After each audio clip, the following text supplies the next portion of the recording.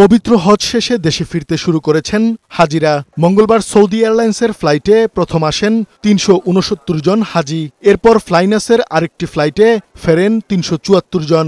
প্রথম দিন ৭টি রিটার্ন ফ্লাইটে ২৫০০-এর বেশি হজযাত্রী দেশে ফেরার কথা রয়েছে।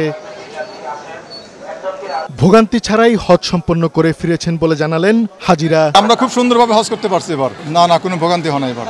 ব্যবস্থাপনা খুবই ভালো ছিল। এই দেশের সরকারও ধন্যবাদ জানাই এবং ওই দেশের সরকারও আমাদের যথেষ্ট পরিমাণ ছাত্র দিয়ে এবং প্রশাসন দিয়ে যথেষ্ট আমাদের সম্মান করছে ইনশাল্লাহ। এরকম আয়োজন যেন প্রত্যেকবারে থাকে। খাওয়া দাওয়া ভালো ছিল এবং চলাফেরা ভালো ছিল, যা কাজ করার সহজ করে দিছে সবকিছু। আলহামদুলিল্লাহ। দেশ, জাতি ও মুসলিম বিশ্বের শান্তি কামনায় দোয়া করেছেন। আমরা যত গুনাহ করেছি মহান আল্লাহ তাআলা যেন আমাদের জিন্দেগির সকল গুনাহ মাফ করে দেয়। সারা বিশ্বের জন্যই দোয়া করছি, প্রতিটা মুসলমানের জন্যই দোয়া করছি, সম্পূর্ণ বিশ্বের জন্যই দোয়া করছি ইনশাআল্লাহ। এবার হজ পালন করেছেন ৮৫,৩০২ জন।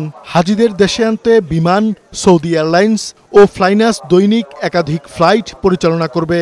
শেষ ফ্লাইট ১১ জুলাই। কাজী ফরিদ, বৈশাখী সংবাদ, ঢাকা।